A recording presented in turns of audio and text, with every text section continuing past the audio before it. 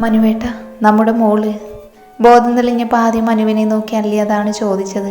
ഒപ്പം അവനിൽ പിടിമുറുക്കി എഴുന്നേൽക്കാൻ ശ്രമിച്ചു. അപ്പോഴേക്കും നഴ്സ് വന്ന് കയ്യിലേക്ക് ആനുല മാറ്റിയിരുന്നു. അപ്പുറത്ത് മാളൂട്ടിയെ റൂമിലേക്ക് മാറ്റിയിട്ടുണ്ട്. പരിക്കുകളുണ്ട് എന്നല്ലാതെ അപകടമെന്ന് പറയാനൊന്നുമില്ല മോൾക്ക്. സത്യം പറഞ്ഞ അപ്പോഴാണ് എല്ലാവർക്കും ആശ്വാസമായത്. മനുവിന് ജീവൻ തിരിച്ചു കിട്ടിയതുപോലെ. കുഴപ്പമൊന്നുമില്ല അല്ലി, റൂമിലേക്ക് മാറ്റിയിട്ടുണ്ട്. മനു അവളുടെ മുടിയിടകളിൽ പതിയെ തലോടി.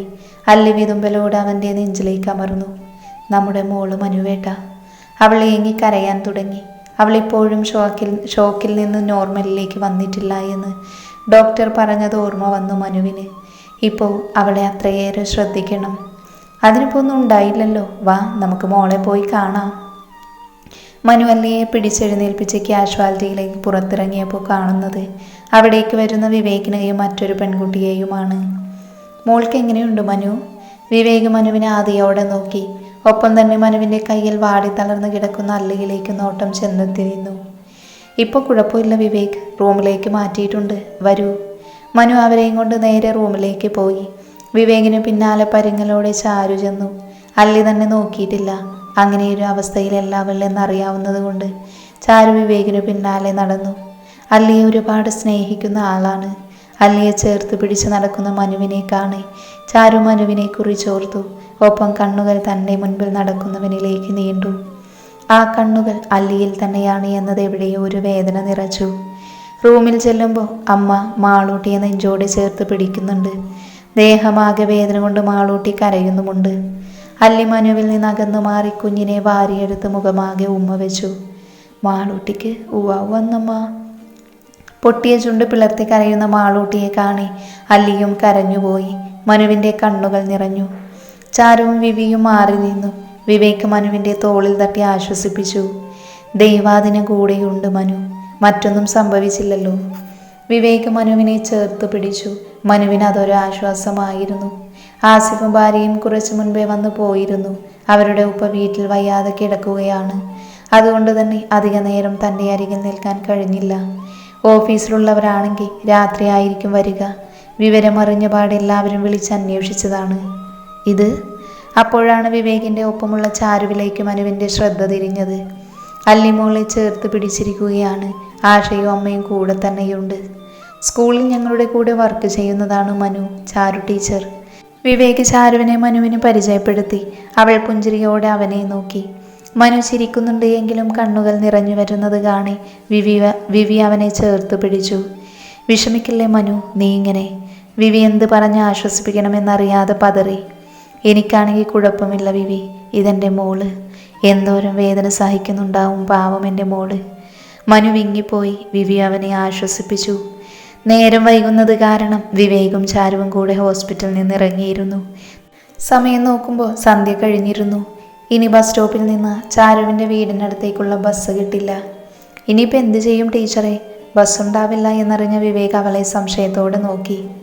അത് കുഴപ്പമില്ല മാഷേ, മാഷ് പൊയ്ക്കോളൂ, ഞാനൊരു ഓട്ടോ വിളിച്ച് പൊയ്ക്കോളാം. ചാരു ഭംഗിയായി അത് നിരസിച്ചു. പക്ഷേ എങ്കിലും നന്നായി ഇരുട്ടിയിട്ടുണ്ട്. ഇനി ഓട്ടോയിൽ വിടാൻ വിവിക്ക് മടി. അതും തൻ്റെ ഒപ്പം വന്ന് കൂടെ ജോലി ചെയ്യുന്നൊരു പെൺകുട്ടി. അത് വേണ്ട ടീച്ചർ, വരൂ, ഞാൻ കൊണ്ടാക്കി തരാം. ബസ് സ്റ്റോപ്പിലിറങ്ങിയ ചാരുവിനെ നോക്കി ബൈക്കിൻ്റെ പിന്നിലേക്ക് കാണിച്ചുകൊണ്ട് വിവേക് പറഞ്ഞു. ചാരു ഒന്ന് മടിച്ചു. കുറച്ചു ദൂരമുണ്ട് വീട്ടിലേക്ക്. ഇനിയും വിവേകിനെ ബുദ്ധിമുട്ടിക്കുന്നതിൽ അവൾക്കും താല്പര്യമില്ലായിരുന്നു. വരൂ ടീച്ചറെ. വിവേക് നിർബന്ധപൂർവ്വം വിളിച്ചപ്പോൾ വേറെ വഴിയില്ലാതെ അവൾ വിവേകിൻ്റെ ബൈക്കിൻ്റെ പിന്നിൽ കയറി. വഴി പറഞ്ഞു കൊടുത്തു ചാരു. വിവേക് വണ്ടി മുന്നോട്ടെടുത്തു. ടീച്ചർ ഇവിടെ വാടകയ്ക്ക് നിൽക്കുകയാണല്ലേ? വിവേക് ചോദിച്ചപ്പോൾ അവൾ മെല്ലെയൊന്ന് മൂളി. കൂടുതലൊന്നും പറയാൻ അവൾക്ക് താല്പര്യമില്ലായിരുന്നു. അപ്പോൾ ടീച്ചറുടെ വീട്ടുകാർ? വിവേക് സംശയത്തോടെ മുൻപിലെ കണ്ണാടിയിലൂടെ പിന്നിലേക്കൊന്ന് നോക്കി. ചേച്ചിയുണ്ട്, ഭർത്താവിൻ്റെ വീട്ടിലാണ്, വേറെ ആരുമില്ല. അവളുടെ ശബ്ദം താഴ്ന്നു പോയി. വിവേക് ഒന്നും മിണ്ടിയില്ല. അവനും വല്ലായ്മ തോന്നി. ആരുമില്ലാതെ ഇങ്ങനെ ഒറ്റയ്ക്ക്.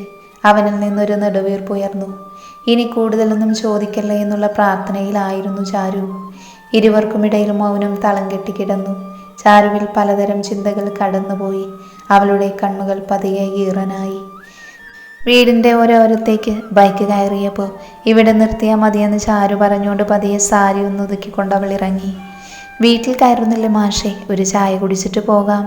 ചാരു ഭംഗിക്കെന്ന പോലെ അവനെ വിളിച്ചു. വിവി അതിന് മൃദുവായൊന്ന് പുഞ്ചിരിച്ചു. ഏയ് വേണ്ട ടീച്ചറെ, പോകട്ടെ, ഇപ്പോഴേ വൈകി, ഇനിയും വൈകിയ അമ്മ പേടിക്കും. വിവി അതേ ഭംഗിയോടെ അത് നിരസിച്ചു. ചാരു യാത്ര പറഞ്ഞുകൊണ്ട് തിരിഞ്ഞ് വീട്ടിലേക്ക് നടന്നു. അവൾ വാതിൽ തുറന്നകത്ത് കയറും വരെ അവൻ ബൈക്ക് തിരിക്കാതെ കാത്തു നിന്നിരുന്നു. അവൾ തിരിഞ്ഞ് അവനെ നോക്കിയൊന്ന് പുഞ്ചിരിച്ചു. വിവി തിരിച്ചും ചിരിച്ചുകൊണ്ട് വണ്ടി തിരിച്ചു. അവൻ ദൂരേക്ക് മറയുവോളം അവൾ അവൻ പോകുന്നത് നോക്കി നിന്നു. കണ്ണുകൾ എന്തുകൊണ്ടോ നിറഞ്ഞു വന്നപ്പോൾ നിറഞ്ഞ ചിരിയോട് അവയെ പതിയെ തുടച്ചകത്തേക്ക് കയറി കഥകടച്ചിരുന്നു ചാരു. അല്ലിയുടെ മടിയിൽ ഇരിക്കുകയാണ് മാളൂട്ടി. എന്ത് കഴിക്കാൻ കൊടുത്തിട്ടും ആൾക്ക് വേണ്ട. ശരീരത്തിലെ വേദന വലിയവരെ പോലെ കുഞ്ഞുങ്ങൾക്ക് സഹിക്കാൻ കഴിഞ്ഞെന്ന് വരില്ലല്ലോ. കാലിന് താഴെ നന്നായി തന്നെ മുറിവുണ്ട്. അതിൻ്റെ നീറ്റിലും കടച്ചിലും കാരണം കുഞ്ഞ് നല്ല കരച്ചിലാണ്. ഇന്നലെ മുതൽ ആരുമൊന്നും കഴിച്ചിട്ടില്ല. കഴിക്കാൻ എന്തെങ്കിലും വാങ്ങിക്കൊണ്ട് വരാമെന്ന് പറഞ്ഞ അജിത്തും മനുവും പുറത്തേക്ക് പോയതാണ്. മുറിയിൽ ആശയും അല്ലയും മാത്രമുള്ളൂ. അമ്മയും അച്ഛനും കൂടെ മാറിയിടാനുള്ള ഡ്രസ്സ് എടുക്കാൻ വീട്ടിലേക്ക് പോയതാണ്. ഒപ്പം രാത്രിയിലേക്കുള്ള ഭക്ഷണവും കൊണ്ടുവരാമെന്ന് വിചാരിച്ചുകൊണ്ട്. മേമയുടെ മുത്ത്, ഈ കഞ്ഞി കുടിച്ചേ. അല്ലി കുഞ്ഞിനെ ചേർത്ത് പിടിക്കുമ്പോൾ ആശ മോൾക്ക് പൊടിയരി കഞ്ഞി കൊടുക്കാൻ നോക്കുകയാണ്. കുഞ്ഞാണെങ്കിൽ വാശി കാണിച്ചു വേണ്ട എന്ന് പറഞ്ഞ് കരയുന്നു. എങ്ങനെയെങ്കിലും വയറ് നിറക്കാൻ നോക്കുകയാണ് ആശ. ഫോണിൽ കാർട്ടൂൺ കാണിച്ചും കഥ പറഞ്ഞുമെല്ലാം. പെട്ടെന്ന് ഡോറ് മുട്ടുന്നത് കേട്ടപ്പോൾ അല്ലിയും ആശയും പരസ്പരം നോക്കി. മനുവും അജിത്തുമാണെങ്കിൽ ഡോറ് തുറന്ന് വരാവുന്നതേ ഉള്ളൂ. ഇനി ഡോക്ടർ വല്ലതുമാകുമോ? ആശ സംശയത്തോടെ കയ്യിലെ പാത്രം മേശമേൽ വെച്ച് പോയി ഡോറ് തുറന്നു. അമ്മാവനും അമ്മായിയും ആവണിയും കൂടെയുണ്ട്. അവരെ കണ്ടപ്പോൾ ആശയൊന്ന് പുഞ്ചിരിച്ചു. ആവണി അകത്തേക്ക് കയറി നേരെ അല്ലിയുടെ മോളുടെ അടുത്തേക്ക് ചെന്നു. അപ്പോഴേക്കും മോള് വാശി പിടിച്ചു കരയാൻ തുടങ്ങി. അല്ലി മോളുടെ തോളിൽ തട്ടിക്കൊടുത്തു. കണ്ടു നിന്ന ആവണിയുടെ കണ്ണുകൾ നിറഞ്ഞു. അവളൊന്നും മിണ്ടാതെ മാറി നിന്നതേയുള്ളൂ. വന്നപ്പോൾ കൊണ്ടുവന്ന പഴങ്ങൾ മേശമേൽ എടുത്തു വെച്ചു. റൂം കണ്ടുപിടിക്കാൻ കുറച്ച് ബുദ്ധിമുട്ടി. പിന്നെ അളിയനെ വിളിച്ചു ചോദിച്ചു. അമ്മാവനാണ് പറയുന്നത്. അല്ലിയുടെ അച്ഛനാണ് അങ്ങേരുടെ അളിയൻ. ആശാദിനെന്തൊക്കെയോ പറയുന്നുണ്ട്. അമ്മായിയും അപ്പോഴേക്കും കുഞ്ഞിൻ്റെ അരികിലേക്ക് വന്നു. ആവണിയും അമ്മായിയും കൂടെ കുഞ്ഞിനെ എന്തെങ്കിലും തീറ്റിക്കാൻ നോക്കുകയാണ്. 3 നേരം ഇഞ്ചക്ഷൻ ഉള്ളതാണ്. നല്ലപോലെ ഭക്ഷണം കഴിച്ചില്ലെങ്കിൽ ക്ഷീണിച്ചു പോകും. അല്ലെങ്കിൽ ഒരു പൊടിക്കേ ഉള്ളൂ. വിതുമ്പിലൂടെ അമ്മായിക്ക് മുറിവ് കാണിച്ചു കൊടുത്ത് വിതുമ്പി മാളൂട്ടി. അമ്മായിയുടെ കണ്ണും നിറഞ്ഞു. അമ്മാവനും എന്ത് പറയണമെന്നറിയാതെ നിൽപ്പാണ്. വലിയവരാണെങ്കിൽ സാരമില്ല, പോട്ടെന്ന് പറഞ്ഞാൽ മനസ്സിലാവും. കുഞ്ഞുമക്കളോട് എന്താണ് പറയുക? എന്നാലും ഏത് കണ്ണിച്ചോരയില്ലാത്തവനാണിത് ചെയ്തത്? അമ്മാവൻ അരിശം കൊണ്ട് പല്ല് കടിച്ചു. അല്ലിയെല്ലാം കേട്ട് മിണ്ടാതെ നിന്നതേയുള്ളൂ. അവളുടെ കണ്ണുകൾ കലങ്ങി വന്നു. മനു എന്തിയെ മോളെ? അമ്മായി അരുമയോട് അല്ലിയെ നോക്കി ചോദിച്ചു. ഭക്ഷണം മേടിക്കാൻ പോയതാണ് അമ്മായി, അല്ലി പതിഞ്ഞ ശബ്ദത്തിൽ പറഞ്ഞു. അതിനവരൊന്ന് മൂളുമ്പോഴേക്കും ഡോറ് വീണ്ടും തട്ടുന്നത് കേട്ടു. എല്ലാവരുടെയും നോട്ടം വാതിലേക്ക് നീണ്ടു. ഡോക്ടർ ആയിരിക്കും ആശയെ, റൗണ്ട്സിന് വന്നതാവും, നീ ഒന്ന് നോക്കിയേ, അല്ലി ആശയോട് പറഞ്ഞു. ഡോക്ടർ എന്ന് കേട്ടതും മോള് ഒന്നുകൂടെ അല്ലിയുടെ മാറിലേക്ക് പറ്റിച്ചേർന്നു. ഡോക്ടർ വന്ന സൂചി കുത്തുമെന്ന് ചിന്തിച്ചാവും. ആശ ഡോറ് തുറന്നതും വാതിൽക്കൽ ആര്യ. അവളെ കണ്ടതും ആശയുടെ മുഖം വലിഞ്ഞു മുറുകി. ആര്യ പുഞ്ചിരിയോടെ അകത്തേക്ക് കയറി. അല്ലി നോക്കുമ്പോൾ ആശയെ മറികടന്ന് വരുന്ന ആര്യ. അവളുടെ പുരികം ചുളിഞ്ഞു. അമ്മായിയും അമ്മാവനും സംശയത്തോടെ ആര്യയെ നോക്കുവാണ്.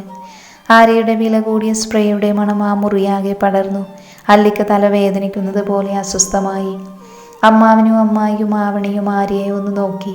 വളരെ പക്വമായ വസ്ത്രധാരണം. കണ്ടാൽ തന്നെ ഒരു സൗന്ദര്യമുണ്ട് ആര്യയെ കാണാൻ. അവളുടെ പാറി പറക്കുന്ന മുടിയിഴകൾ ഒതുക്കി വെച്ച് ആര്യ അല്ലിയെ നോക്കി. ഓഫീസിൽ സായൂജ് പറഞ്ഞപ്പോഴാണ് ഞാൻ അറിഞ്ഞത് മോൾക്ക് വയ്യാത്തത്. ആര്യ വിനയത്തോടെ അല്ലിക്കരികിലേക്ക് വന്നു. അമ്മായി തന്നെ സംശയത്തോടെ നോക്കുന്നത് കണ്ടപ്പോൾ ആര്യ അവരെ നോക്കി പുഞ്ചിരിച്ചു. ഞാൻ മനുവിൻ്റെ അടുത്ത കൂട്ടുകാരിയാണ്.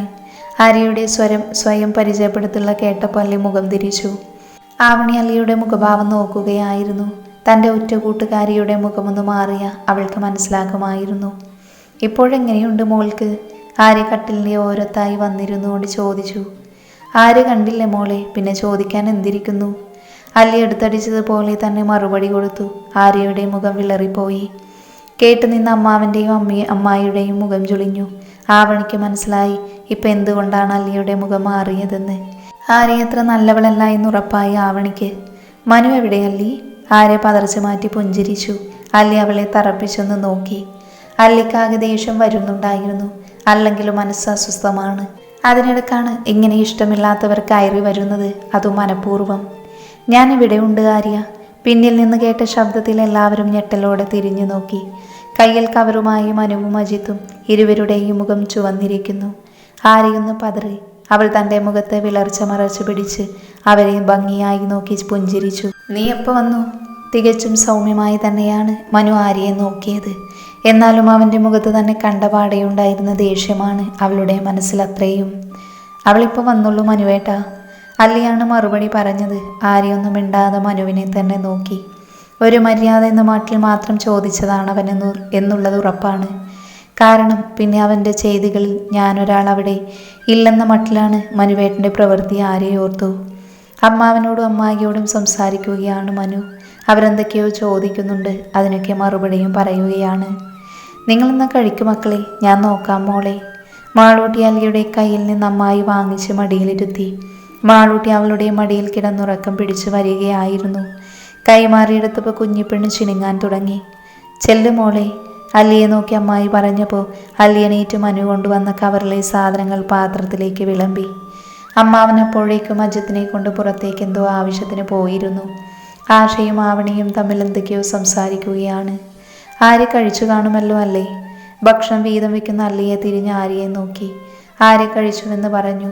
മനു ബെഡിൻ്റെ ഒരറ്റത്തിരുന്നു കൊണ്ട് ഫോൺ നോക്കുകയാണ്. ആര്യ അവന് ശ്രദ്ധിക്കുന്നതേയില്ല. തന്നെ ആരും ശ്രദ്ധിക്കുന്നില്ല എന്ന് കണ്ടതും അവൾ പതിയെ എഴുന്നേറ്റു. മനുവേട്ട, പ്ലേറ്റ് എല്ലാവർക്കും തികയില്ല. അല്ലി കയ്യിലെ പേപ്പർ പ്ലേറ്റ് തീർന്നത് കാണിച്ച് മനുവിനെ നേരെ നോക്കി. അതിനെന്താ, നമുക്ക് രണ്ടുപേർക്ക് ഒന്നിൽ കഴിക്കാമല്ലി. മനു പെട്ടെന്ന് തന്നെ അതിന് മറുപടി കൊടുത്തപ്പോൾ ആര്യയുടെ മുഖം വലിഞ്ഞു മുറുകി. അവൾ ദേഷ്യം കടിച്ചു പിടിച്ചുകൊണ്ട് പുറത്തേക്ക് ഇറങ്ങാൻ തുടങ്ങി. ആര്യ, ഒരു മിനിറ്റ്, മനു പിന്നിൽ നിന്ന് വിളിച്ചു. ആര്യ തിരിഞ്ഞ് അവനെ ഒന്ന് നോക്കി. മനു പതിയെ ബെഡിൽ നിന്ന് എണീറ്റ് അവൾക്ക് നേരെ നടന്നു വന്നു.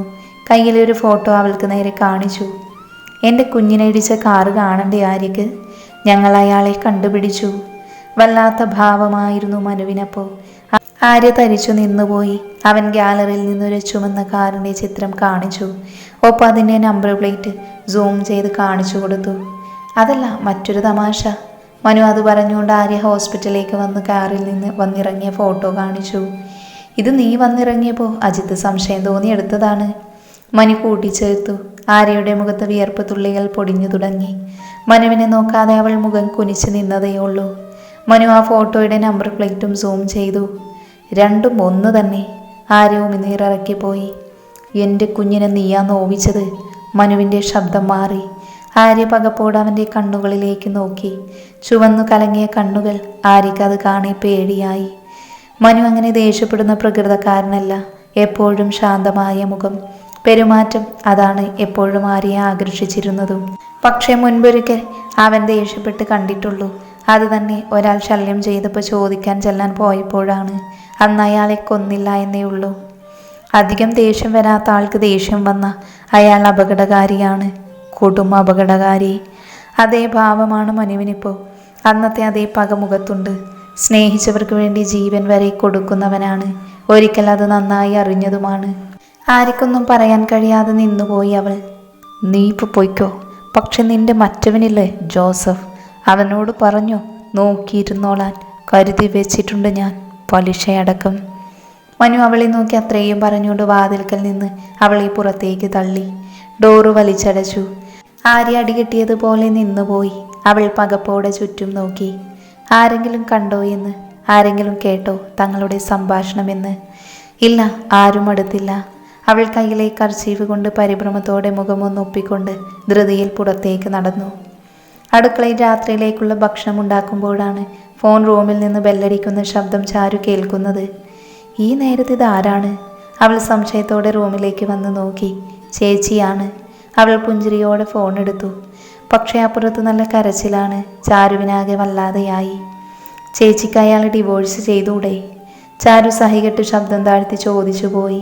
മിക്ക ദിവസങ്ങളിലും ഇത് പതിവാണ്. അയാൾ കള്ളു കുടിച്ചു വന്ന് തല്ലും ചേച്ചിയെ. ഒരിക്കൽ പ്രണയിച്ചു വിവാഹം കഴിച്ചതാണ്. പക്ഷേ ആ പ്രണയം തങ്ങളുടെ ജീവിതമാണ് നശിപ്പിച്ചത്. തങ്ങളുടെ അമ്മയും അച്ഛനും. അവളിൽ നിന്നൊരു ഏങ്ങൽ പുറത്തേക്ക് വന്നു.